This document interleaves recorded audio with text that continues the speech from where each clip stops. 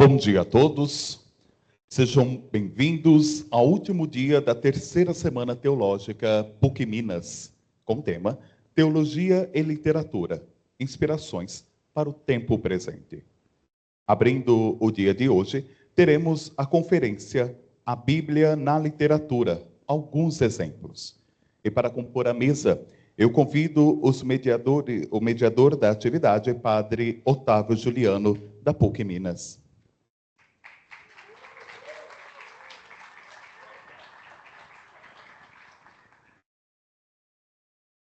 Convido também o conferencista, professor doutor Padre Jean Richard Lopes, da PUC Minas.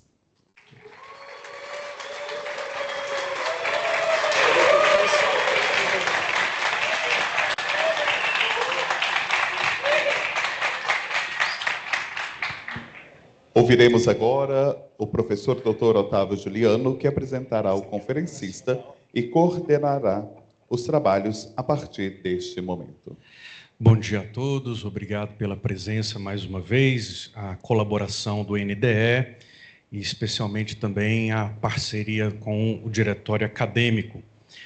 Professor Dr. Padre Jean Richard Lopes é nossa prata da casa, graduado em Teologia pela Pontifícia Universidade Gregoriana de Roma, mestrado em Sagrada Escritura pelo Pontifício Instituto Bíblico de Roma, também mestrado em Teologia Fundamental pela Gregoriana e doutorado em Teologia Bíblica pela Pontifícia Universidade Gregoriana de Roma, pós-doc na PUC São Paulo. Professor aqui da nossa casa, da graduação e também coordenador do programa de pós-graduação profissional em Teologia Prática da nossa PUC Minas. Professor, obrigado pelo seu sim, bem-vindo mais uma vez, uma boa conferência.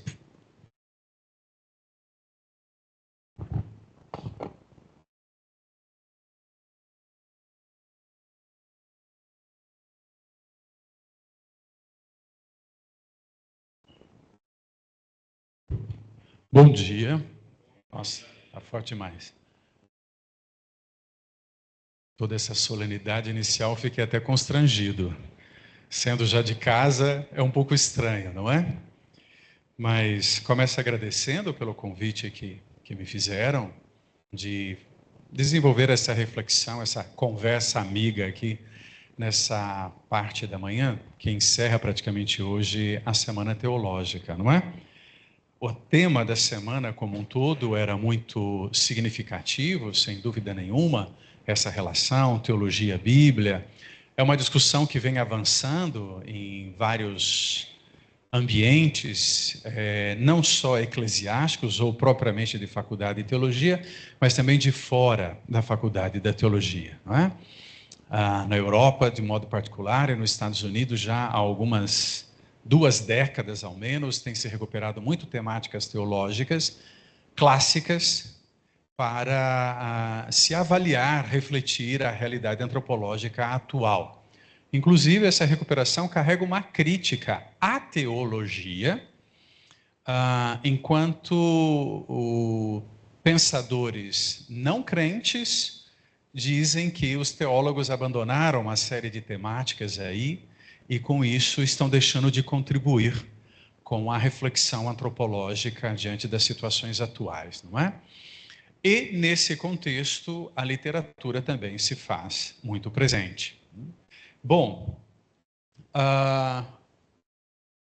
antes de começar propriamente, uma observação inicial a respeito da teologia e a respeito da Bíblia, melhor, não da teologia como um todo, e da literatura.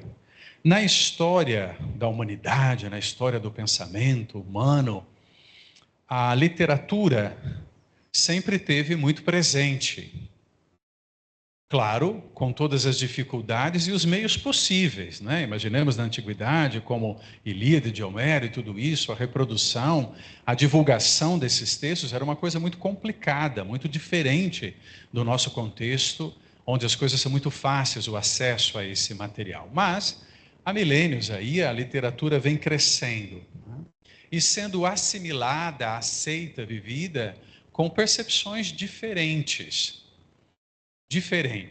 A Bíblia caminha mais ou menos nesse mesmo percurso feito pela literatura em geral. Ora sendo valorizada, ora sendo desvalorizada. Não é? Até que as duas se encontram também. Bom, o que eu vou falar aqui, sobretudo, a Bíblia na literatura, eu vou falar em 3 partes. Uma primeira parte, algumas questões relacionadas com literatura e a aplicabilidade da compreensão desses aspectos da literatura à questão bíblica. Depois, vou exemplificar um pouco com 2 quadros do Magritte, René Magritte, e, na última parte, algumas conexões com algumas obras escolhidas de literatura e a conexão com a Bíblia. Portanto, uma reflexão em 3 partes. Começamos com esse slide. A Bíblia na literatura. Quando escolhi o tema, o Danilo estava me pressionando, a escolha do tema foi um pouco assim ambígua, né? Porque eu ainda não tinha fechado muito bem a ideia, mas precisava de um título para fechar em todo o programa da semana, o que é correto, tem que se fazer isso mesmo, não é? Então peguei um título meio ambíguo, a Bíblia na literatura. Onde está a ambiguidade? Na preposição na. Essa preposição em mais artigo, a preposição em, ela tem vários significados. O significado primeiro que nós atribuímos a ela é indicação de lugar. Portanto, ela tem um valor espacial, mas ela pode ter também um valor modal, não é? Aqui interessa o lugar espacial não na perspectiva geográfica. Então, a Bíblia na literatura tem 2 sentidos aqui. Primeiro, a Bíblia recebida na literatura, ou seja, a influência que vários autores e textos que reconhecemos como textos literários sofreram do imaginário, dos personagens, das expressões, dos conceitos, das ideias que provêm da Bíblia. E o segundo fator aqui, sempre na preposição, localizar a Bíblia dentro desse âmbito, desse horizonte que nós chamamos de literatura, que é um espectro imenso, gigantesco, não é? Portanto, o objetivo é pensar a Bíblia entre outros produtos literários. Nessa primeira afirmação, já estamos, de certa forma, buscando uma certa definição da Bíblia. Ela é também um produto literário. A começar do fato de que é um produto textual. Ela é um texto. Na verdade, a Bíblia é um conjunto de pequenos livros, mas independente dessa sua estrutura básica, um conjunto de pequenos livros, ela é um produto textual. Um produto textual que tem poesia, tem narrativas, tem personagens, tem idas e vindas. Então, nesse sentido, ela é também um produto literário, que se localiza entre inúmeros outros produtos literários. Mas ela se destaca de modo especial no Ocidente. Não significa que está ausente no Oriente, mas no Oriente há outros textos também religiosos e sagrados, com uma presença muito forte, uma densidade reflexiva também muito grande. Mas no Ocidente, de modo particular, a Bíblia acaba encontrando aí um destaque muito grande.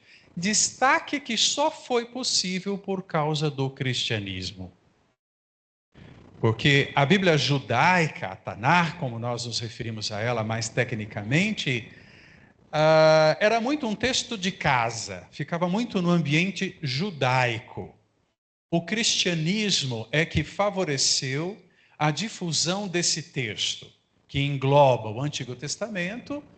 Não vou entrar aqui na discussão, o Antigo Testamento com o cânon curto, o cânon hebraico, o cânon longo, a da Septuaginta, o cânon grego, mas de qualquer modo engloba o Antigo Testamento e, portanto, dá maior visibilidade ao texto que no ambiente judaico já era fortemente presente, claro, o texto religioso central, e também os textos do Novo Testamento, não é? Há testemunhos aí de vários autores clássicos romanos que por causa do cristianismo é que acabaram entrando em contato com esses textos judaicos também. Portanto, o cristianismo ajudou a difundir a Bíblia.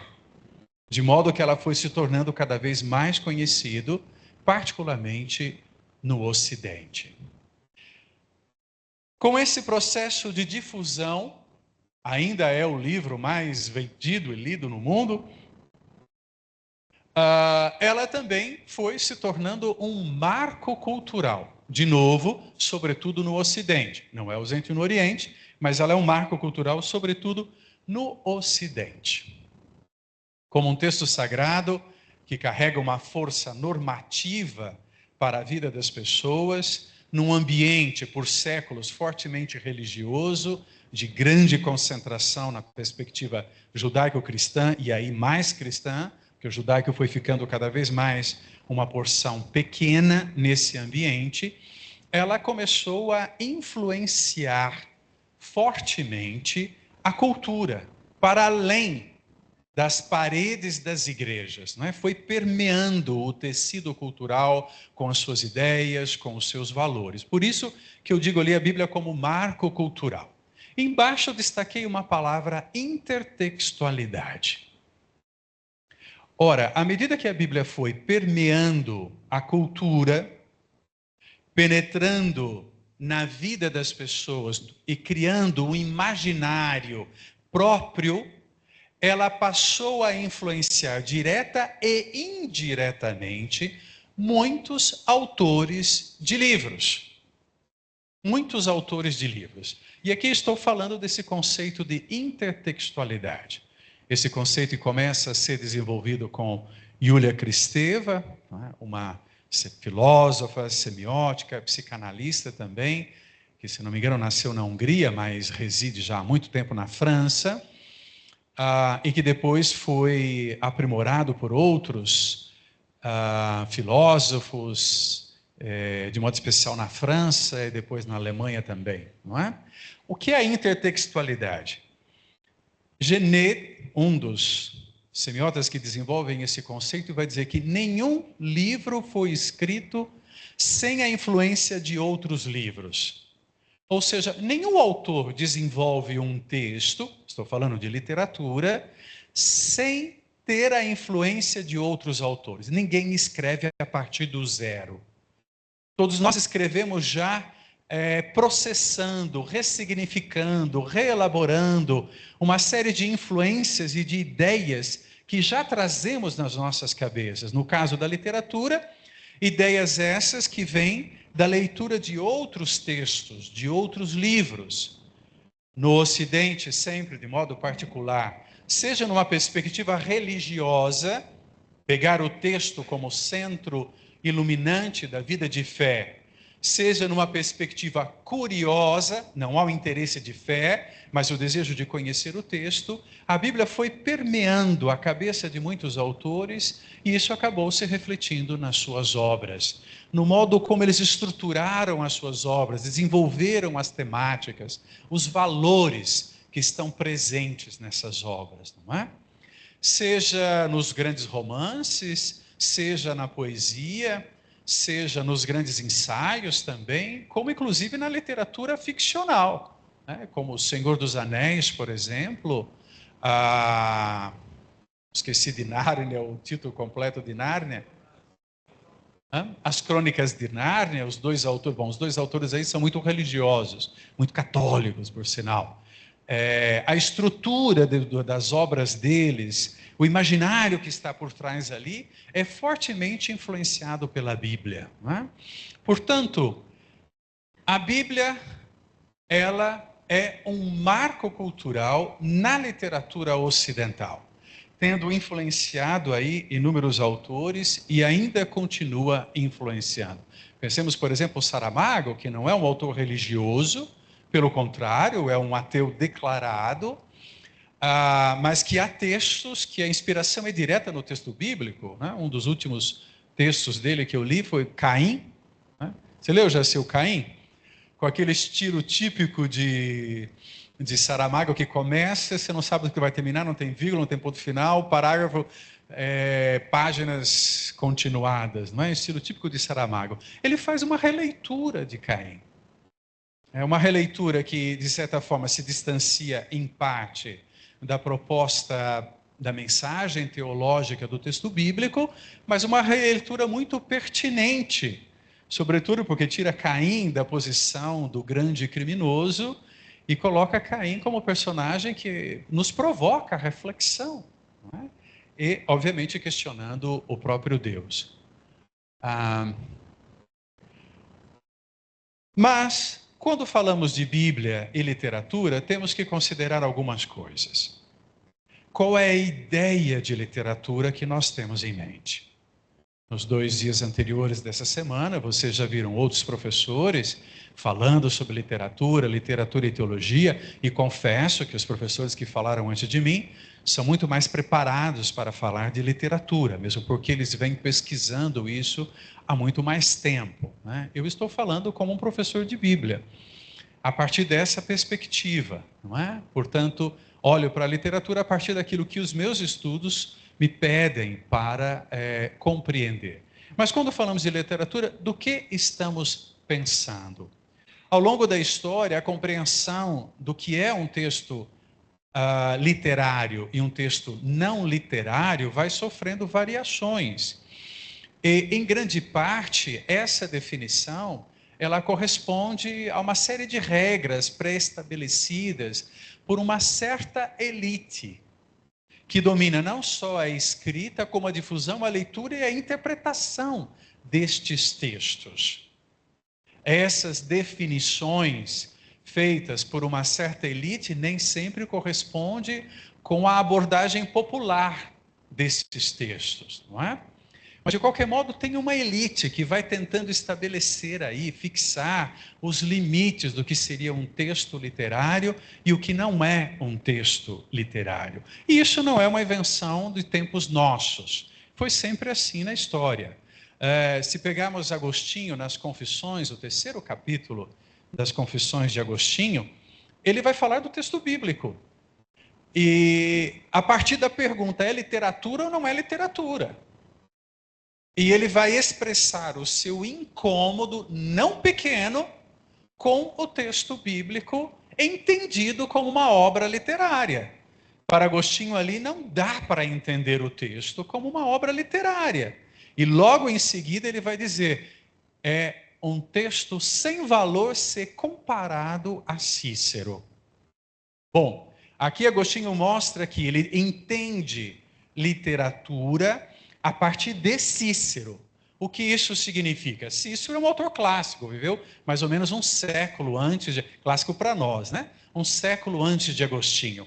Clássico para nós, mas já um personagem muito famoso e reconhecido na época de Agostinho, sobretudo por causa da retórica. Cícero era um grande orador, filósofo também, pensador, mas era um dos grandes teóricos da retórica clássica, da retórica greco-romana, não é? Portanto, está na linha de Aristóteles, de outros autores que depois vão continuar também, como Quintiliano e assim por diante. Portanto, quando ele exalta Cícero e, de certa forma, desmerece a qualidade literária do texto bíblico, o que ele está pensando? Ele está pensando a partir da forma, sendo que Agostinho mesmo era um professor de retórica.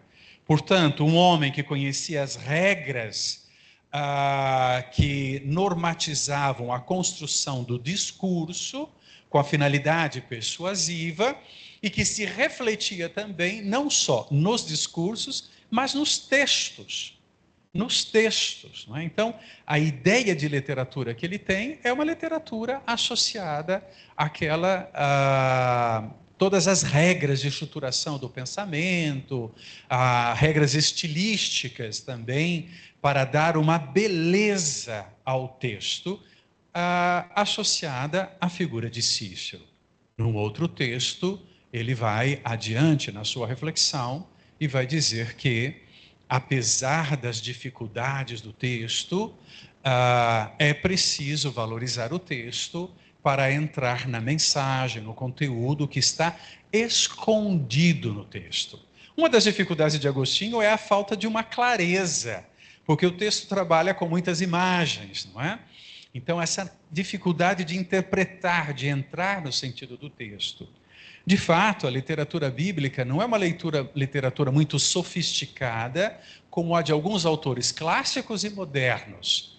Mas isso não significa que ela não tenha também um certo valor. Tomás de Aquino vai pela mesma linha de Agostinho. Numa primeira abordagem, ele vai apresentar um desconforto com a qualidade literária do texto, considerada baixa, sempre comparada aos grandes autores, que eles tinham como pontos de referência, e também sempre influenciados por uma tradição já muito bem consolidada da retórica, mas, como Agostinho também, depois de manifestar esse desconforto, ele vai também dizer que é importante valorizar o texto, reconhecer o texto, a validade reflexiva do texto, né? Portanto, quando falamos de literatura e falamos de Bíblia, primeiro tem um problema da compreensão de literatura. E depois tem um problema de compreensão da aplicação do adjetivo literatura à Bíblia. Para isso, na parte dos estudos literários, ou a teoria literária, temos que estar atento a uma certa arrogância da parte de alguns, né, que em relação à Bíblia, vem o texto como muito popular. Exatamente porque não tem a sofisticação de alguns autores. As narrativas bíblicas, por exemplo, elas são simples, elas são muito rápidas também. Às vezes não se dedica muito tempo para aprofundar alguns aspectos. Às vezes falta até elementos da psicologia do personagem. Diferente, por exemplo, se formos comparar a um livro de Dostoiévski. Romances longos, muito detalhados, com uma psicologia que nem sei se o próprio personagem se reconhece dentro daquela psicologia de tão densa como Dostoiévski desenvolve os seus textos, os seus personagens, não é? A narrativa bíblica é muito simples, ela é muito rápida, mas não significa que ela não tenha estrutura, que ela não tenha sentido, não significa que ela não tenha densidade. O problema, às vezes, está no fato que a gente busca no texto algo que o texto não pretende dar, e como a gente não encontra, e aí começa a dificuldade da curto-circuito, não é? Então, nos estudos literários, muitas vezes a Bíblia é vista como um texto excessivamente popular. E esse popular é carregado de uma compreensão negativa, de um certo desprezo. Por quê? Porque esse popular está muito associado à questão religiosa, quase como se isso desvalorizasse o texto na sua proposta reflexiva. Ou seja, o texto não tem grande coisa a nos apresentar. Porque é um texto religioso, é um texto mitológico, é um texto folclórico, não é literatura. Além do que, muitos críticos da parte dos estudos literários ficam sempre com esse receio de cair na trama de um certo proselitismo, porque estão analisando o texto bíblico. Mas não é só da parte dos estudos literários que nós temos que estar atentos. Também na dimensão religiosa e na teologia também precisamos estar um pouco atentos, né? Porque às vezes a perspectiva de leitura religiosa, o público religioso que tem o texto em mãos, ou inclusive teólogos, portanto pessoas que estudam, né, tem um certo preconceito em analisar o texto bíblico como literatura, usando as técnicas da análise literária, usando os conceitos e as ferramentas da análise literária. Por quê? Porque vem nisso um perigo de negar a sacralidade do texto. Como se a análise literária ela não fosse capaz de nos ajudar a perceber a densidade teológica do texto. E, com essa análise, o texto fosse reduzido a um texto como outro qualquer, perdendo a sua validade mais propriamente religiosa. Portanto, há preconceitos e reducionismo da parte dos estudos literários, mas há preconceitos e reducionismos que precisam ser superados também da parte da religiosidade e da teologia. E aqui a gente vê isso como professores em muitos alunos quando chegam na faculdade. E não estou fazendo uma crítica de ataque ou negativa. Estou fazendo uma constatação. Claro que se você ainda não teve a oportunidade de estudar alguma coisa, se não lhe foi apresentado ainda as condições para poder entender a importância dessa relação, e que o texto bíblico é também um texto literário, e que as ferramentas da crítica literária têm muito a contribuir com a compreensão do texto e a sua densidade teológica, então, óbvio que isso causa uma certa estranheza no início, não é? Portanto, essa estranheza inicial, ela é normal. O problema é quando ela perpetua. É quando ela continua. É quando o aluno ainda fica na resistência, na dificuldade de aceitar isso e começar a usar essas ferramentas, que empobrece, sem dúvida nenhuma, a leitura do texto bíblico. Vai cair sempre na perspectiva perigosa do fundamentalismo, de reduzir o texto a um livro histórico. Não é? Quando falamos da Bíblia propriamente, sempre nessa perspectiva literária, há sempre algumas questões de fundo que precisam ser consideradas sempre que possível. Na faculdade deve ser sempre possível. Mas fora da faculdade, nem sempre é possível considerar todos esses aspectos, não é? Que contribuem. Na perspectiva diacrônica, ou seja, na perspectiva histórica, seja do contexto, seja da própria história da redação do livro, temos a questão da influência da literatura não bíblica na Bíblia. O que é isso? Num dos primeiros slides, quando eu falava da Bíblia como marco cultural, ou seja, um livro presente fortemente na nossa cultura, ao ponto de permear o imaginário, de permear o nosso conjunto de valores que regulam, orientam um pouco a estruturação da nossa vida. Ali eu falei da intertextualidade, ou seja, a Bíblia como marco cultural, ela está presente na cabeça de muitos autores, que ao desenvolver as suas obras literárias, farão alusões ao texto bíblico, às vezes até citações diretas do texto bíblico, se não diretas, alusões. Isso é intertextualidade, ou seja, o próprio autor desenvolve a sua proposta a partir das influências que ele carrega e que reconhecem como positivas. Nessas influências e nessa alusão ao texto bíblico, às vezes nós encontramos uma atualização por meio da trama que envolve o personagem do livro que o autor desenvolveu. O autor está atualizando uma determinada ideia própria do texto bíblico, trazendo para o contexto do autor, seja contexto cultural amplo, a história, o país, o continente dele, seja para questões até pessoais.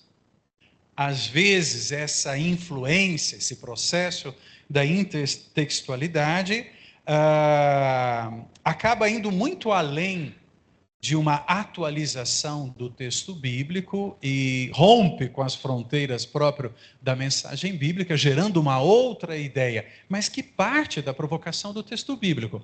Ora, o próprio texto bíblico é também um processo intertextual. Se levamos a sério os conceitos básicos de revelação e inspiração, de modo especial, o elemento cultural que não pode ser desconsiderado, seja no conceito de revelação, seja no conceito de inspiração, os textos bíblicos não caíram do céu e nem teve um anjo que foi ditando para os hagiógrafos aquilo que deveria ser colocado por escrito. E aqui me vem em mente o quadro de Caravaggio, da inspiração de Moisés, que se encontra lá em Roma, na igreja São Luigi de Francese. Caravaggio representou Mateus, não, mas falei Moisés, é Mateus. Mateus redigindo o evangelho com um anjo, né? Soprando no ouvido dele. É uma velha compreensão ainda de inspiração. Mas se levamos a sério, e aí Dei Verbum nos ajuda muito, o conceito de revelação e inspiração, a Bíblia é um produto cultural. E como produto cultural, ela é resultado de uma série de influências.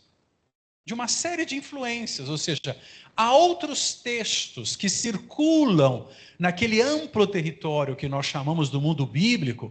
No Antigo Testamento, vamos dizer, do Egito à Mesopotâmia, um pouco mais a Pérsia, né? Do Novo Testamento, aí já vai subindo, chega à Europa, e vai um pouco mais além ainda na Ásia. Nesse mundo bíblico vasto, há muitos textos que estão circulando, há formas de se dizer as coisas que são comuns a esse ambiente, que os autores bíblicos se apropriam. Não se apropriam de forma passiva, se apropriam de forma ativa, porque essa apropriação, ela passa sempre pelo critério próprio da experiência de grupo, não é? Seja grupo como nação, no caso do Antigo Testamento Israel, seja grupo como grupo teológico, os sacerdotes, os profetas, os escribas, etc., mas sempre sofrendo a influência desses outros textos, não é? Basta pensar em Deuteronômio, quem já fez o Pentateuco, quem está fazendo o Pentateuco, o Tratado de Vassalagem de Esarhaddon, que eu já li com vocês em sala de aula, não é? Para citar um exemplo, né, que influencia aí a estruturação. Então, a literatura não bíblica, ou seja, esses textos que circulam nesse ambiente, influenciam diretamente o texto bíblico. Então, a Bíblia é um produto cultural, a Bíblia é fruto de um processo de intertextualidade. E podemos falar dessa intertextualidade interna à própria Bíblia, uma influência, e também o Novo Testamento depende muito do imaginário, do vocabulário, dos valores, dos conceitos que vêm do Antigo Testamento, né? Mas dentro do Antigo Testamento também encontramos essa influência. Basta pensar no livro do Deuteronômio e toda a literatura deuteronomista, né, que vai prosseguir na mesma perspectiva ideológica e teológica do livro do Deuteronômio. A relação entre a Bíblia e a história é o problema clássico. A Bíblia está falando de algo que aconteceu ou ela nos apresenta uma interpretação do acontecimento? Essa discussão entre Bíblia e história, ela é uma discussão que se reflete também a respeito da literatura, na definição de um texto literário. Já Aristóteles, no seu livro Poética, ele vai discutir aí o que é literatura e o que é história, diferenciando esses dois tipos de produtos textuais. Literatura e história. Na linguagem do livro Poética, literatura é chamado por Aristóteles poética, que não se reduz à nossa poesia. Poesia é uma expressão. Mas o que ele chama de poética é o que nós estamos chamando de produto literário, de texto literário. E Aristóteles vai desenvolver uma longa explicação e argumentação exatamente para diferenciar. E ele vai, inclusive, colocar a poética, o que nós chamamos de produto literário, acima da história. Não só numa questão de superioridade, como melhor ou pior. Não é nessa lógica que Aristóteles trabalha, não é? Mas a história está relacionada com um acontecimento. E tem uma perspectiva fragmentada. Por quê? Porque, na verdade, ela tem que trabalhar com vários acontecimentos que vão sendo apresentados de modo a dar uma certa linearidade no processo histórico, para nos ajudar a entender os acontecimentos no tempo.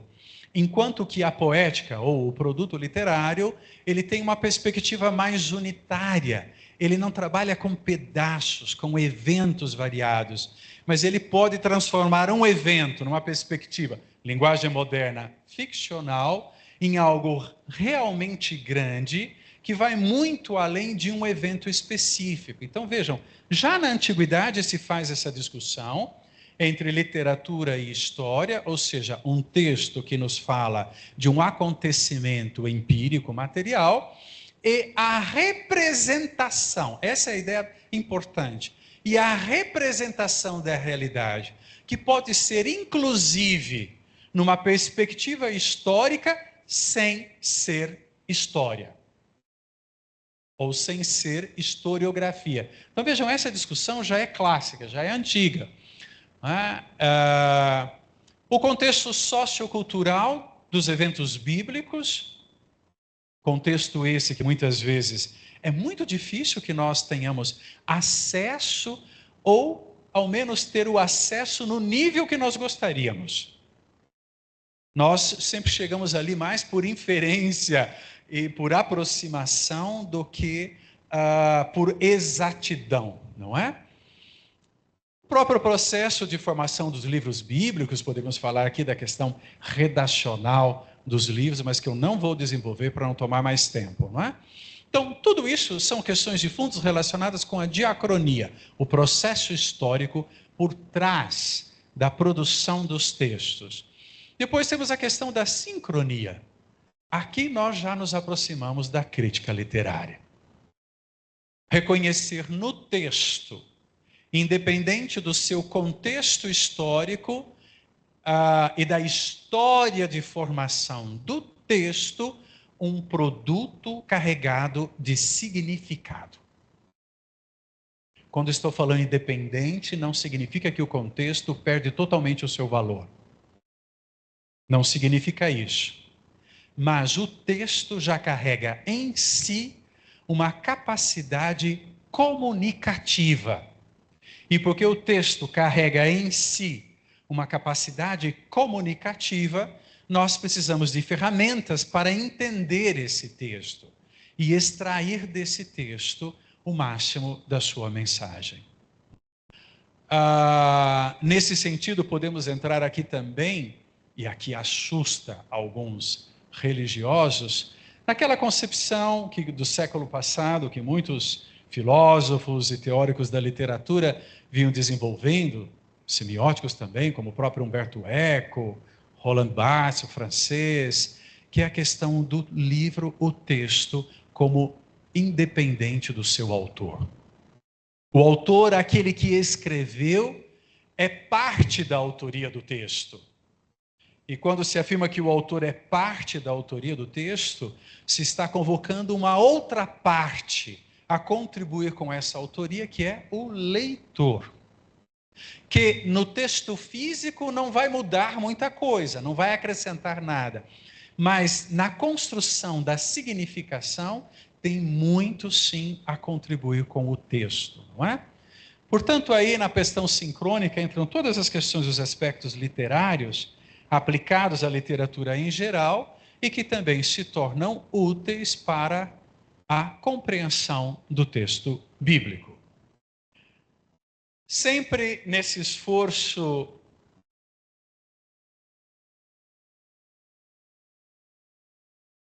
de entender um pouco a força da literatura e a aplicação disso à Bíblia, quero destacar dois aspectos. Primeiro, uma questão estética e depois uma questão cognitiva. Com o avançar do racionalismo iluminista e o positivismo, a literatura ela é declassada, ela perde o seu valor. Porque com o racionalismo iluminista e com o positivismo científico, as regras próprias do racionalismo são aquelas que consideram algo como um valor, ou seja, que algo que tem algo a contribuir para com a humanidade. A literatura, sendo declassada, ela é quase como tratada como historinhas bonitinhas, cuja função é entreter. Então, ela é reduzida a um produto lúdico, de entretenimento, ok? Essa percepção muito própria do racionalismo iluminista e do positivismo científico, em grande parte, já foi superada. Mas um dos elementos da crítica que o racionalismo iluminista e o positivismo científico fizeram tinha a ver com a questão estética da literatura. Porque muitas vezes a definição do que é literário ou não é literário passa pela sua questão formal. Aí eu coloquei ali entre colchetes quadrados, né? Ismo, ou seja, um certo formalismo. De fato, alguns entendem a literatura a partir de um formalismo. Tem regras, tem critérios muito bem demarcados para definir o que é literatura, o que não é literatura. Bom, a nossa Academia Brasileira de Letras, ela já rompeu com um certo formalismo. Embora, quando a gente olha aquele grupo, parece um conjunto de naftalina, não é? Mas ela já rompeu com isso. Nós temos, por exemplo, o Gilberto Gil. É cantor. Ao ser assimilado na Academia Brasileira de Letras, se reconhece os textos das letras das suas músicas como literatura, como um produto literário, um produto que pode ser musicado, né? Porque nasce na perspectiva musical, mas se reconhece como literatura. Temos ali jornalistas, né? Tem aquele jornalista da Globo News que faz parte ali, eu não entendo o que aquele homem está fazendo na Academia Brasileira de Letras, mas enfim, temos jornalistas na Academia Brasileira de Letras, significa que já rompemos a barreira dos romances e da poética, estamos incluindo outros produtos textuais que não trabalham muito com o elemento conotativo, simbólico, alegórico, mas com o elemento mais denotativo, com a crônica do dia a dia. Com a crônica do dia a dia. Então, a Academia Brasileira de Letras, na escolha dos membros que a compõem, já está rompendo com um certo formalismo muito tradicional. Mas, de qualquer modo, uma das críticas que se faz é essa questão formal, não é? A questão estética. O formal tem a ver com a gramática, tem a ver com a sintaxe, tem a ver com os gêneros, tem a ver com as figuras, tem a ver com o estilo. Com o estilo. Quando falamos de estilo, estamos falando de figuras de linguagem, figuras de pensamento. Estamos falando de figuras retóricas, como a hipérbole, por exemplo, né? A exageração para marcar algo como importante. Costumo sempre usar nas aulas um exemplo da hipérbole, Jesus que fala da montanha e uma multidão que o ouve. Mas como pode um homem falar de uma montanha, um lugar alto e distante, e uma multidão aos pés dessa montanha ouvi-lo? É impossível uma coisa dessa, né? Sendo que na época nem megafone eles tinham. Nem megafone eles tinham. Estamos diante de uma hipérbole, ou seja, uma exageração. Qual a função dessa exageração?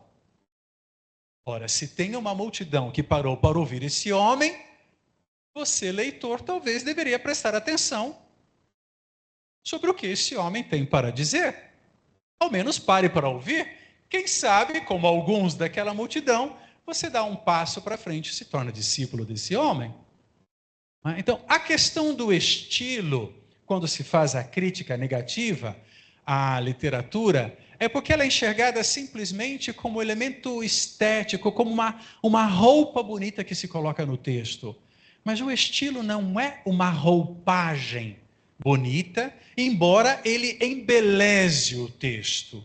O estilo, na verdade, é muito mais técnico do que embelezamento, porque ele ajuda a construir a densidade da mensagem do texto e contribui para garantir a comunicação do texto, a potencialidade de fazer que o texto diga alguma coisa para o leitor. Para o leitor. De qualquer modo, para além da crítica negativa, que funciona como um desmerecimento e como uma distinção muito rigorosa sobre o que não é literatura, a questão formal é importante, sobretudo se nós analisamos isso não exclusivamente na lógica do embelezamento. Isso significaria reduzir literatura às belas artes, ela faz parte das belas artes, mas é muito mais do que isso. Mas se entendemos a questão formal na perspectiva comunicativa, então tudo que está ali, que produz uma beleza, na verdade contribui com a construção da mensagem e com a garantia da comunicação do texto, não é? Sempre na questão estética, portanto, relacionada ao estilo, o que nós estamos vendo? É como é que os textos trabalham a linguagem. A linguagem. Literatura é uma forma de linguagem. Então, ao observar o estilo, estamos vendo como é que o texto trabalha essa linguagem, garantindo uma comunicação que tenha sentido. O perigo aqui a ser evitado, portanto, é o do erudicionismo. A outra é a questão cognitiva. Quando falamos da literatura, alguns entendem a literatura, se ainda persiste aquela perspectiva racionalista do iluminismo e o positivismo científico, como um produto lúdico, de entretenimento. De fato, boa parte da literatura tem a ver também com entretenimento. E qual é o problema disso? Aristóteles, na Poética, vai falar do deliciar-se com o aprender. E o deliciar-se com o aprender na leitura. E de um modo não arrogante, ele vai dizer, se o filósofo, portanto está falando de si mesmo, pode se deliciar, por que um leitor mais popular não poderia também se deliciar? Vejam que interessante a posição de Aristóteles, que não é nada arrogante, nada erudicionista, diferente de muitos intérpretes e doutores em Aristóteles, não é? Se o filósofo pode se deliciar, por que o não filósofo, o leitor popular, não poderia também se deliciar?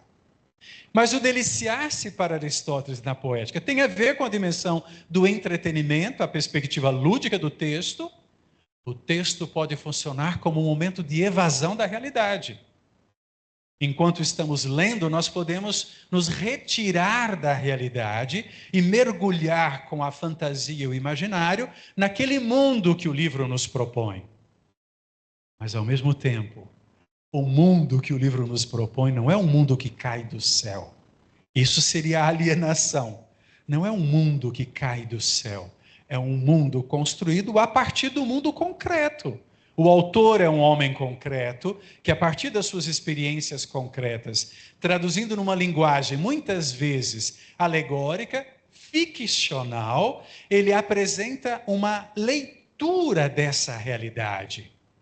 Nesse sentido, a literatura conserva, sim, a sua perspectiva de entretenimento, a dimensão lúdica, e podemos nos deliciar com os produtos literários, mas ela tem a ver também com cognição. Ela vai apresentando uma compreensão do mundo por meio de uma linguagem simbólica. E aqui está o grande potencial da literatura, que às vezes consegue ir além da produção científica, que tende a ser muito matemática, fria e racional, muito crua. E nessa sua crueza, que não tem nada a ver com crueldade, não é? Ela acaba caindo numa comunicação com um horizonte um pouco reduzido. Estou falando da ciência. Exatamente a perspectiva simbólica que permite transcender essa dimensão crua da realidade, nos abre a horizontes de compreensão, de identificação e, por sua vez, de construção da realidade, maior até mesmo do que a ciência. A literatura, portanto, ela transmite, ela carrega, ela produz uma percepção de mundo, de vida, de valores, às vezes reforçando determinados valores, às vezes revisando determinados valores, que muitas vezes precisam ser revisados, e que a ciência às vezes hesita um pouco, mas a literatura, na sua liberdade ficcional, pode se permitir. Portanto, a literatura não se reduz a um formalismo estético, e a questão estética de estilo tem a ver com o manejo da linguagem, mas a literatura também tem uma perspectiva cognitiva. Ela é uma expressão simbólica da realidade. Ela não tem o dever de descrever a realidade com exatidão, isso é ciência, mas na sua liberdade, ir além da exatidão, isso também não significa que ela está se alienando da realidade. Pelo contrário, ela está apresentando uma releitura da realidade. Por isso, ela é uma forma de conhecimento.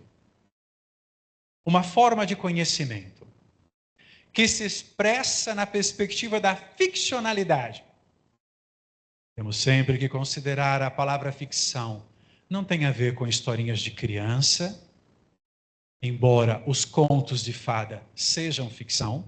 Ficção não tem a ver com mentira, embora um texto ficcional não tenha a obrigação de descrever a realidade na sua exatidão.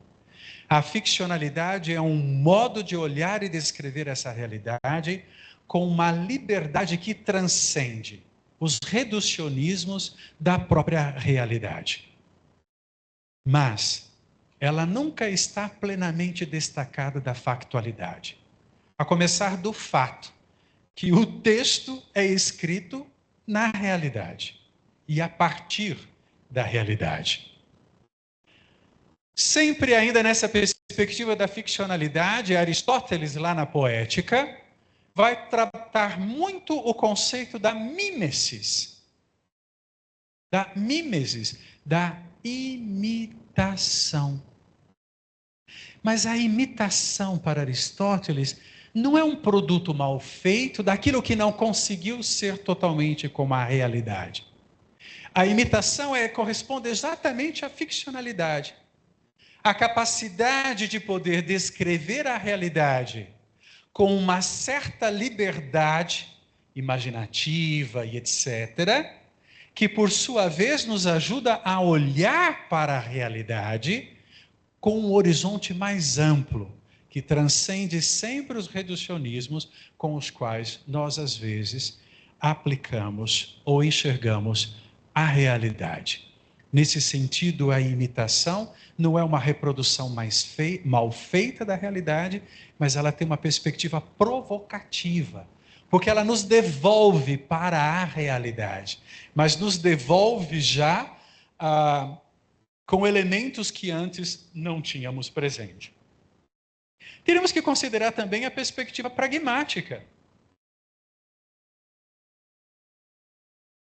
E aí poderíamos ver vários autores atuais, desde Paul Ricoeur a inúmeros outros, Humberto Eco, os filósofos norte-americanos como Searle e outros, a questão da pragmática.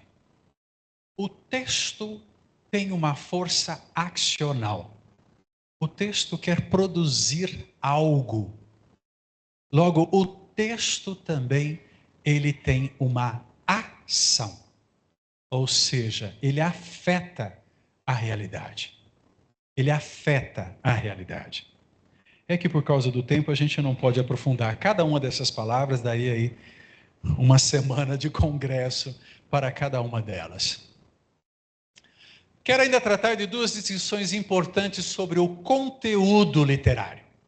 E aqui pensando sobretudo na questão bíblica. O conteúdo literário. Estou trabalhando a partir de um autor norte-americano, um biblista norte-americano. Esqueci o nome dele, está nas referências finais. Muitas vezes nós olhamos para o texto bíblico, sobretudo quando não se tem ainda uma leitura já aprimorada, mais acadêmica e estudada, olhamos o texto como se o texto tivesse a garantia de objetividade. E aí o conceito de objeto. O texto nos fala de algo objetivamente. Nesse sentido, o objeto é algo material, é externo ao texto que o texto descreve com exatidão. Ora, esse objeto, que podemos chamar de acontecimento, que podemos chamar de evento histórico, quando nós falamos da Bíblia, dificilmente nós temos um acesso exato.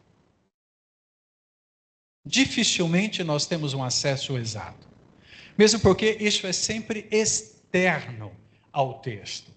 Quando nós olhamos para o texto bíblico, na perspectiva literária, o que nós precisamos considerar? não tanto o fato, o acontecimento, embora o conhecimento do fato que está por trás nos ajuda a entender, e é importante sem dúvida nenhuma, mas na perspectiva literária, o que nós temos que focar é no tema. No tema.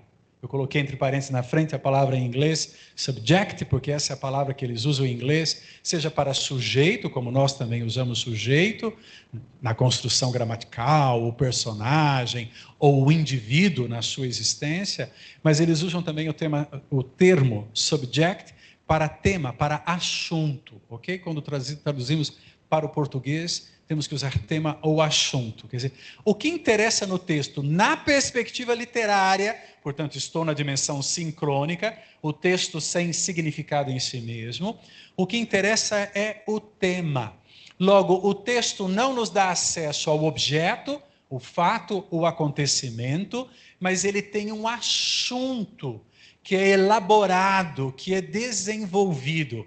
E esse tema carrega o quê? A percepção, a representação do autor. Aquele que está por trás do texto, ele é um sujeito factual.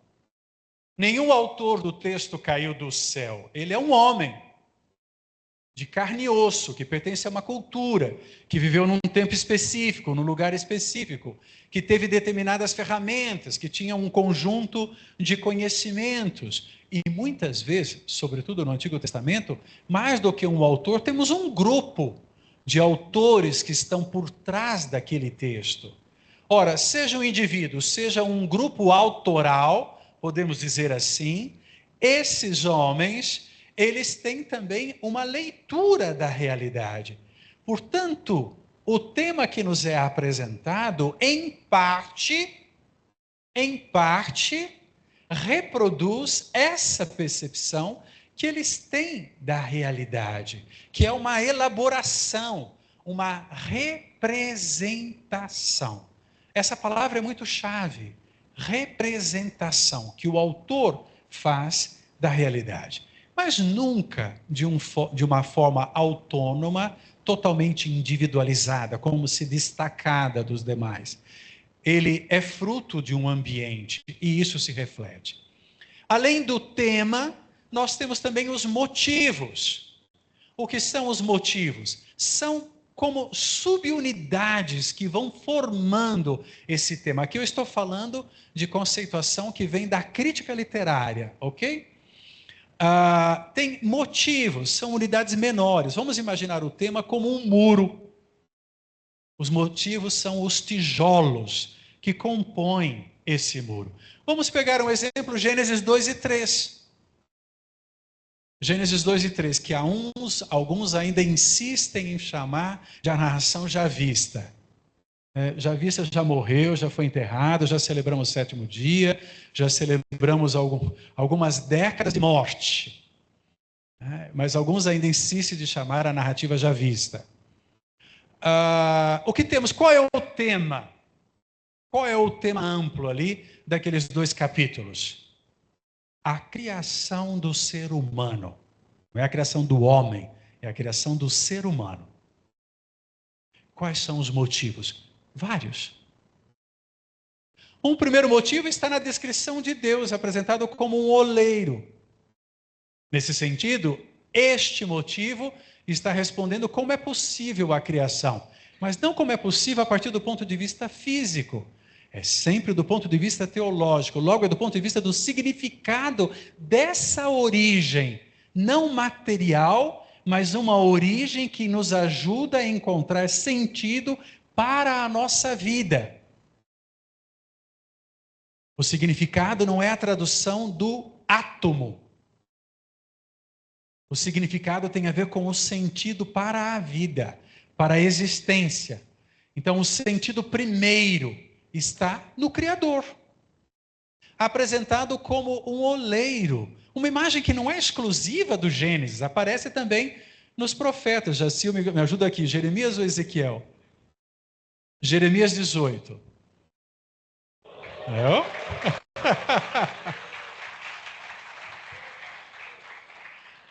Eu já falei para você minha definição dos profetas.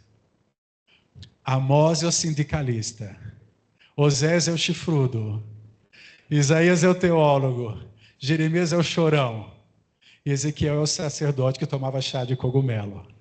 Porque para construir aquelas imagens só com chá de cogumelo. Bom, veja, não é uma imagem exclusiva de Deus como oleiro, aquela do livro do Gênesis.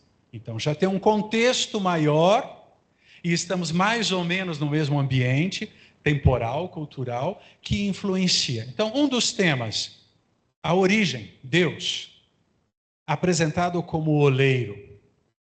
Outro tema tem a ver a relação homem-mulher. Aí toda a questão, como a mulher foi criada, depois o homem colocado diante dessa mulher, a mulher apresentada a esse homem.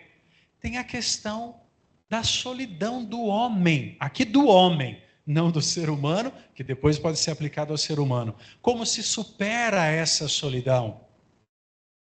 Temos o tema da queda.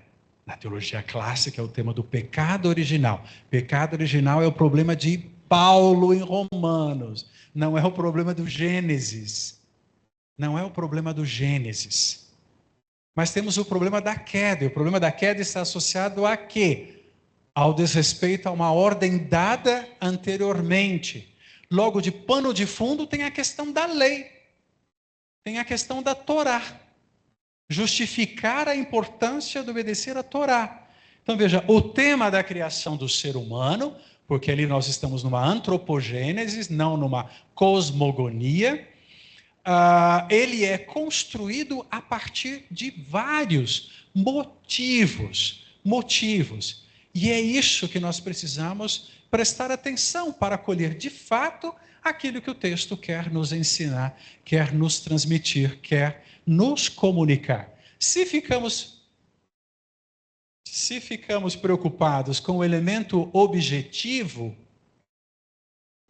que é externo ao texto, e que nesse caso nunca alcançaremos, nós já perdemos a força e a beleza do texto. Mas quando damos crédito ao texto como obra literária e nos permitimos aplicar a ele os elementos da crítica literária, então nos descobrimos com um universo imenso de significação. Uma parede muito grande, não feita para nos barrar,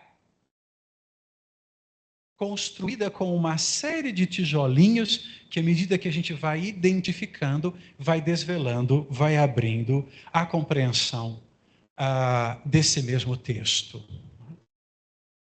Bom, tenho pouco tempo aqui. Já estão cansados, não é? Se falassem que sim, tem prova semana que vem.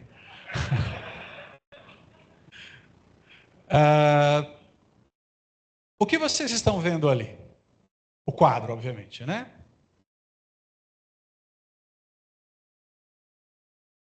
O nome desse quadro, na verdade, o motivo do quadro é a condição humana. Porque não é o nome específico, mas é o motivo do quadro.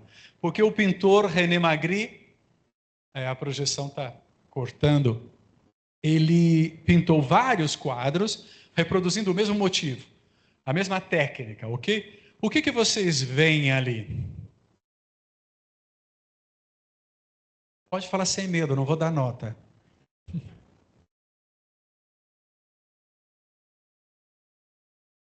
Abra a boca, articula o som.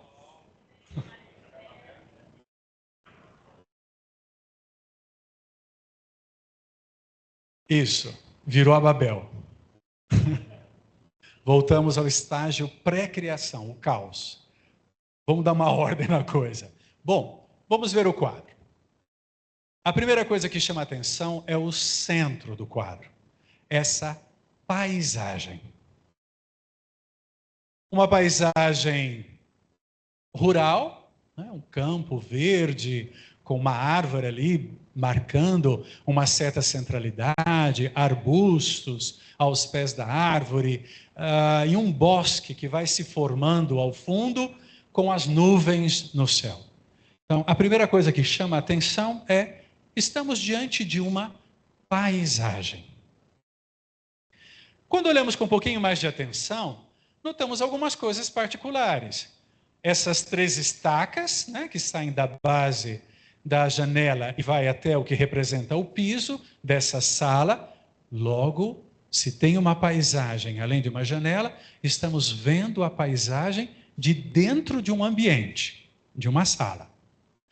Essas 3 estacas são o tripé, em cima tem ali um pontozinho, né, como quase uma cruz invertida, que seria a estrutura de um tripé, que segura a tela. Quando olhamos com um pouquinho mais de atenção, para quem está de frente para o quadro, o lado direito da árvore tem uma faixa branca, com alguns pontos pretos, que indicam a lateral da tela, né? Quando o tecido envolve aquela moldura de madeira e é pregado ali, não é? Para ficar bem esticado, para que o autor possa se desenvolver. Bom, estamos diante de uma paisagem, mas não vemos diretamente a paisagem, ou ao menos parte dessa paisagem. Porque parte dessa paisagem que nós vemos é a reprodução pintada na tela, num quadro. Aparentemente, a tela reproduz muito bem a forma dessa paisagem. Nas laterais vemos as cortinas abertas, não é? Só é possível ver essa paisagem porque há um descortinamento, há um desvelamento. Magritte, ele mesmo explica esse quadro, que ele chama de A Condição Humana. Vou ler só o que eu destaquei em vermelho. A condição humana foi a solução para o problema da janela. Qual é o problema da janela para Magritte? Como é que nós vemos a realidade? O que é a realidade para o ser humano? Numa perspectiva muito objetivista, a realidade é algo material. Magritte aqui está dizendo, não. A realidade, na verdade, é a representação que nós construímos dela na nossa cabeça. Porque nós nunca carregamos a realidade na sua objetividade, ao menos não máxima. Nós não enfiamos a árvore na nossa cabeça. Mas nós temos uma compreensão de árvore, que nos permite ver várias formas e entender como árvore, inclusive representações abstratas de árvore, como uma estaca. A gente pode entender como uma árvore, porque nos remete à ideia do tronco e etc. Não é? Portanto, é assim que nós vemos o mundo, vemos-lo como estando fora de nós. A janela, com as cortinas abertas, embora seja apenas uma representação mental que experimentamos dentro de nós. Nesse sentido, falando de um modo redundante, a realidade mais real que nós conseguimos alcançar é aquela que nós introjetamos, é aquela que está representada em nós. Por que eu peguei esse quadro? Porque a literatura, como já disse, na linguagem de Aristóteles é imitação. Mas me afastando um pouquinho da linguagem de Aristóteles, mas carregando o mesmo sentido, a literatura é uma representação da realidade. É uma janela com as cortinas abertas que nos desvela uma realidade que muitas vezes a crueza do olho não capta na sua grandeza, porque capta somente aquilo que materialmente está diante, mas não consegue transcender. A Bíblia é isso, sobretudo porque o conteúdo mais denso da Bíblia tem a ver com Deus. Uma realidade que nem material é. Nem material é. Se tornou também material no Verbo encarnado. Mas Deus não é uma realidade material. Portanto, como é que vemos Deus? Daí a força da literatura, a grandeza da ficcionalidade do texto bíblico, que vai além do fato que está por trás da escritura daquele bendito texto ou livro da Bíblia, projetando-nos para uma realidade muito maior, que não fica restrita ao passado, sem que esse passado perca a importância, mas que nos alcança no presente, garantindo um futuro. Outro quadro, também do Magritte. O que vocês veem aqui?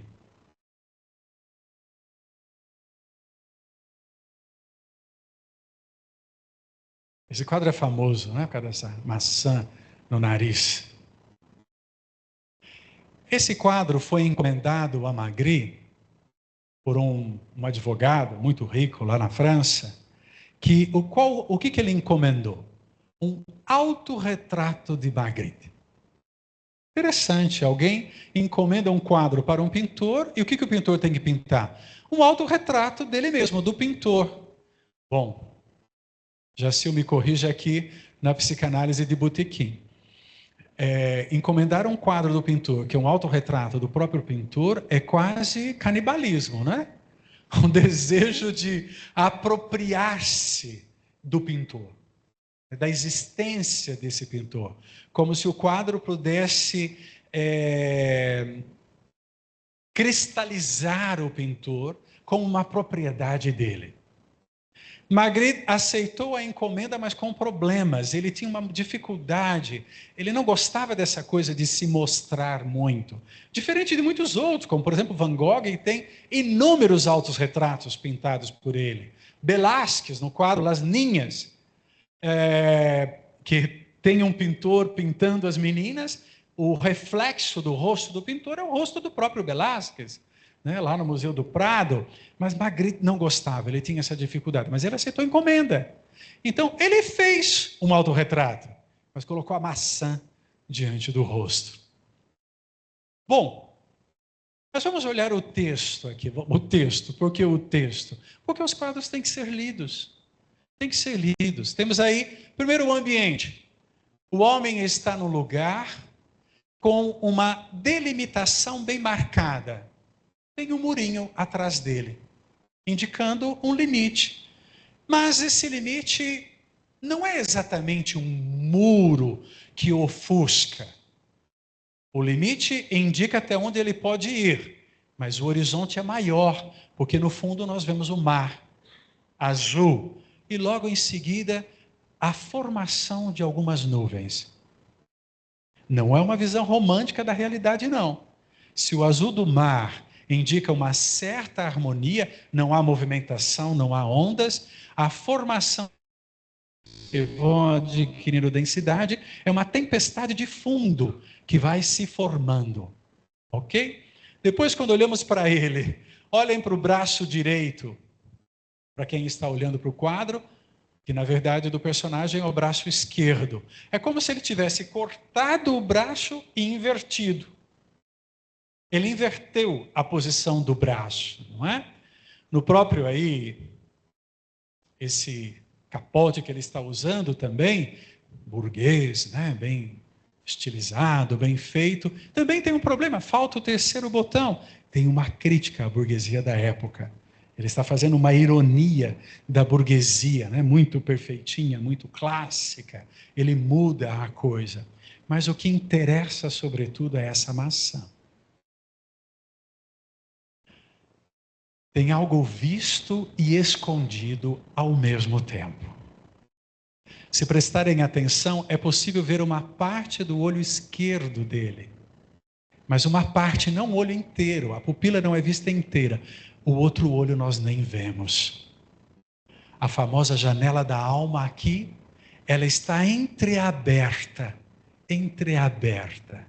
Ele aceitou fazer o autorretrato, mas ele não se entrega inteiramente ao seu mecena, aquele que encomendou o quadro. De novo, estamos na mesma questão do quadro anterior, do motivo anterior. A realidade é um entreaberto do escondido e aquilo que é revelado, que nos provoca curiosidade e que a gente busca compreender, mas que no fundo a gente vai construindo uma representação. No fundo, quem olha para o quadro está tentando, na sua cabeça, imaginar o que está por trás dessa maçã. Por que o quadro chama Filho do Homem? Intertextualidade, embora não seja um texto, seja um quadro, a expressão vem do ambiente bíblico.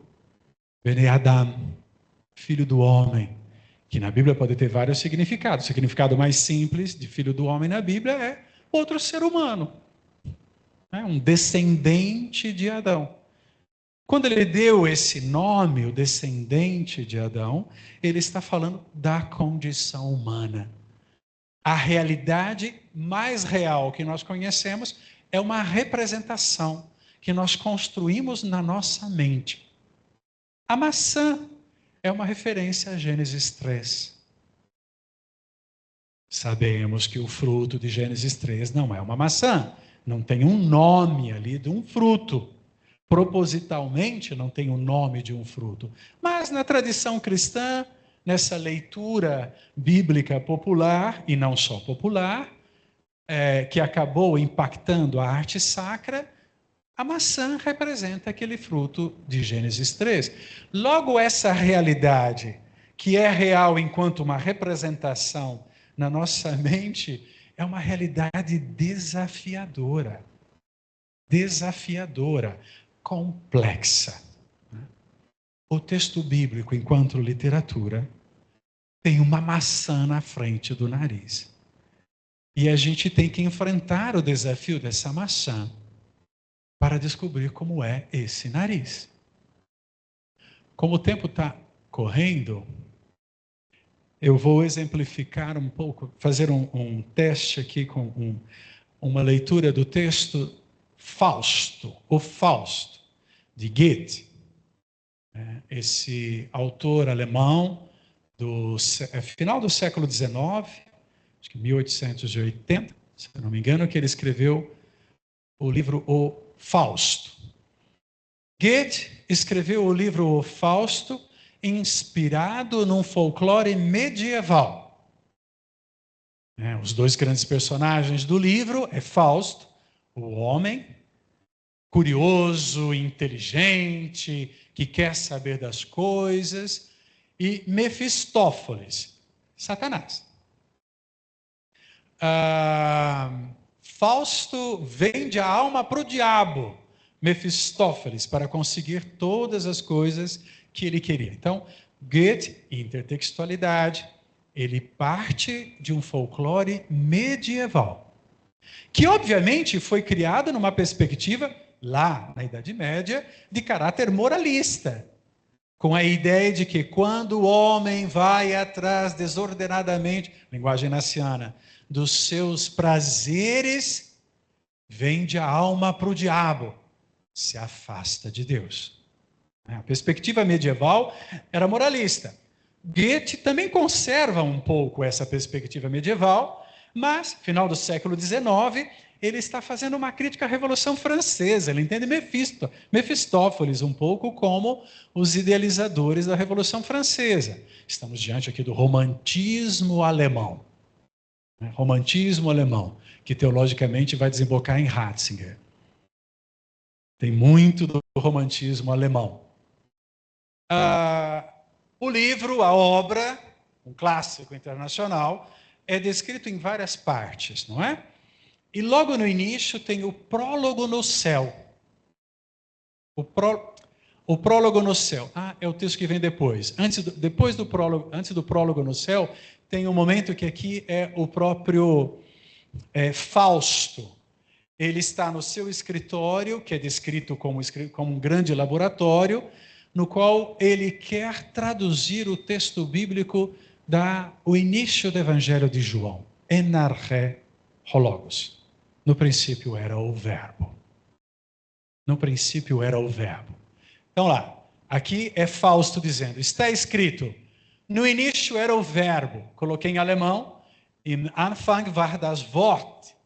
Wort é como Lutero traduziu a Bíblia para o alemão. Influenciado pela tradução latina, que traduz logos com verbum. Então, Lutero, vendo a tradução latina, traduziu logos como Wort, que em alemão, das Wort, significa palavra. É uma tradução possível, mas não é uma tradução capaz de colher a riqueza, a densidade da palavra logos em grego. Continua Fausto, começo apenas e já me exacerbo, ou seja, fiz a primeira tradução, reproduzindo Lutero, mas estou incomodado. Como hei de ao verbo dar tão alto, ali faltou o T, tão alto apreço, de outra interpretação careço. Ou seja, a tradução como Wort não é suficiente para traduzir logos. Se o Espírito me deixa esclarecido, o Espírito aqui é a invocação ao Espírito Santo. Escrito está, no início era o sentido. In Anfang war der Sinn. Sinn, em alemão, significa sentido. Portanto, já não é mais a palavra como articulação oral ou como sinal gráfico, mas tem a ver com significação. Por que ele traduziu para Sinn? Porque Wort não era suficiente. Porque Wort é entendido como algo muito material, sinal gráfico, incapaz de colher a densidade de logos. É preciso, de certa forma, transcender a materialidade. Foi para Sinn, que tem a ver com a significação. Pese a linha inicial com calma plena, ou seja, ele ainda não está satisfeito. Não se apressure a tua pena. Ou seja, vou com calma aqui. É o sentido, então, que tudo opera e cria. Ele ainda está buscando uma boa tradução para logos. Deverá opor. No início era a energia. In Anfang war die Kraft.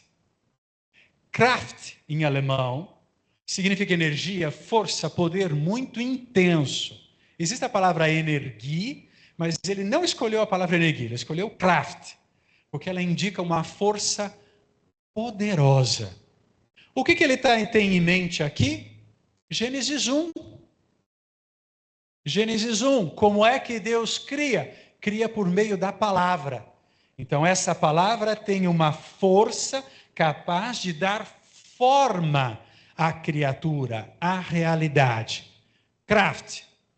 Mas já enquanto assim o retifico, ou seja, é a terceira tentativa e ele ainda não está satisfeito. Diz-me algo que tão pouco nisso fico. Do Espírito me vale a direção. E escreva em paz. No início era a ação. In Anfang war die Tat. Tat. A ação, o operar, o fazer alguma coisa.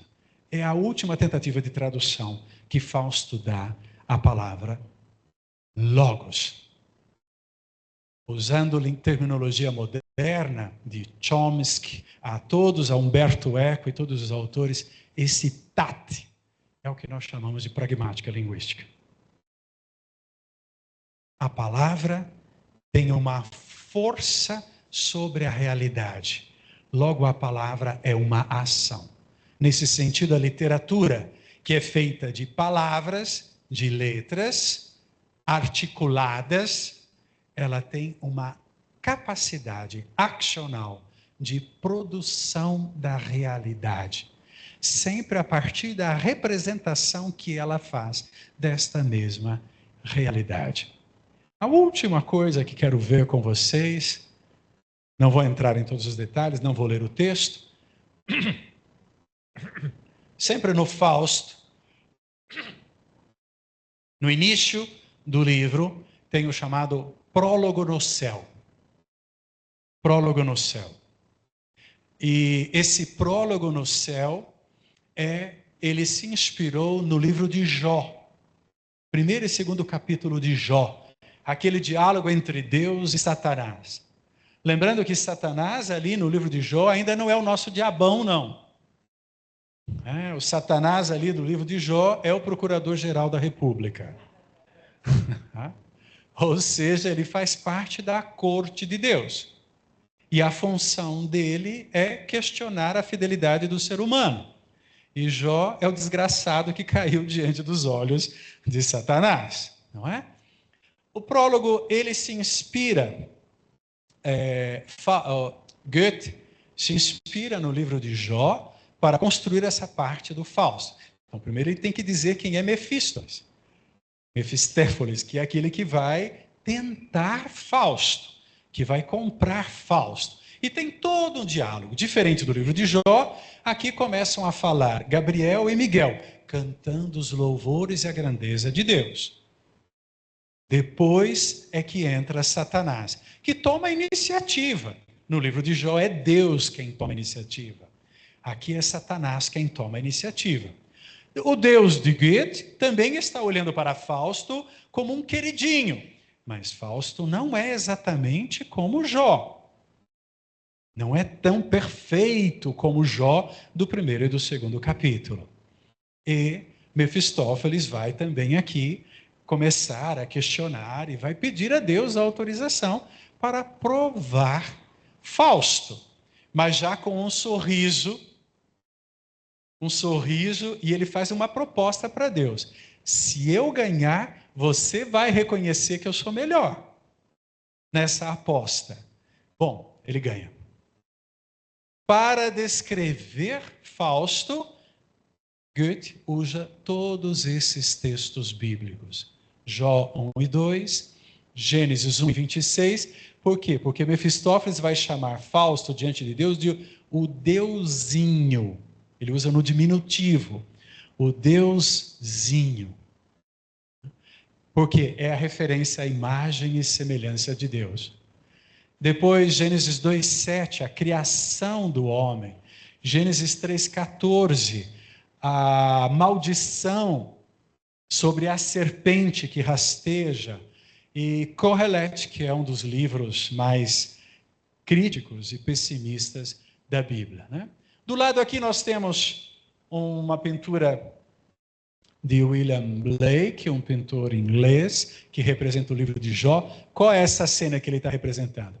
Embaixo temos Jó, tudo perfeitinho com a sua família, e os anjos que estão ali abençoando esse contexto. E em cima Deus com o livro da vida, o grande juiz da história, e Satanás fazendo balé na frente dele, entre Deus e Jó, não é? É a cena lá do livro de Jó.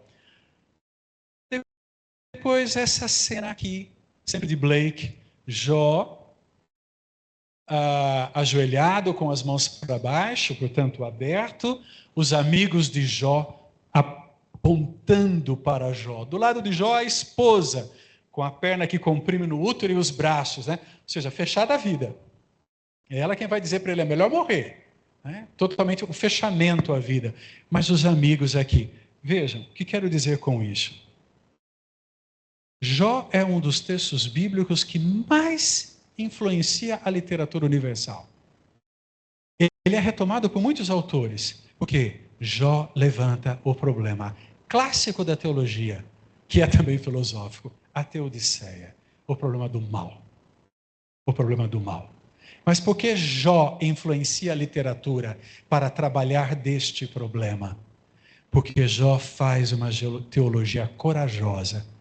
Os amigos de Jó fazem a teologia da defesa de Deus. Na defesa de Deus, é sempre o homem quem sai perdendo. Porque é tudo explicado na lógica da culpa. Jó, do capítulo 3 até o final do livro de Jó, não é mais o mesmo Jó do primeiro e do segundo capítulo. O Jó do primeiro e do segundo capítulo é muito chato, é muito perfeito. O Jó, a partir do terceiro capítulo, é o teólogo de verdade. É aquele que é capaz de questionar Deus. Ele convoca Deus para o rive, ele coloca Deus no banco dos réus. Se é rive, significa que ele não quer condenar também. Ele quer restabelecer a relação.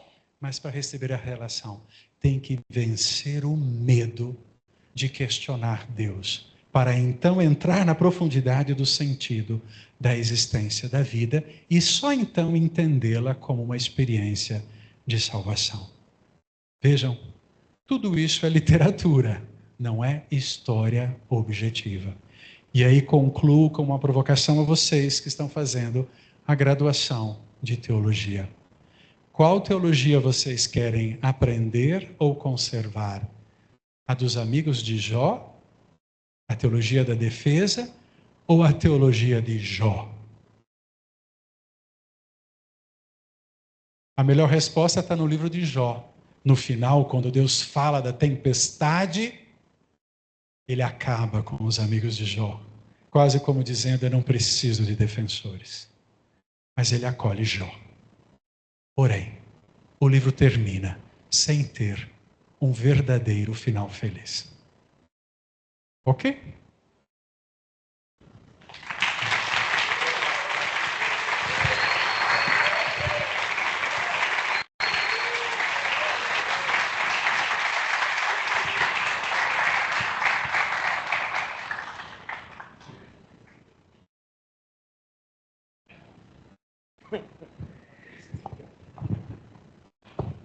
Então, muito obrigado, Padre Jean, por nos ter nessa manhã ilustrado com a sua reflexão, uma continuidade do que outros professores também e professoras nos proporcionaram ao longo desses dias.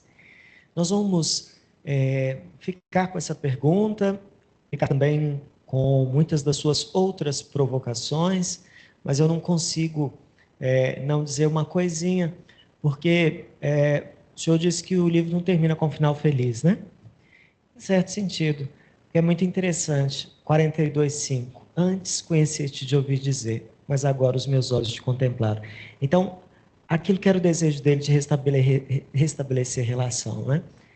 Isso é muito bacana para nós que nos propomos estudar teologia, é até entender qual vai ser o fruto disso. Mais do que respostas prontas, né?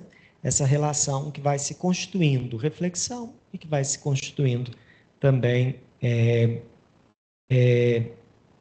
uma compreensão de Deus e de nós mesmos. Mas é muito interessante e provocativo dizer isso. Parece que alguém tem que perder, né? Ou perde ele, ou perde nós.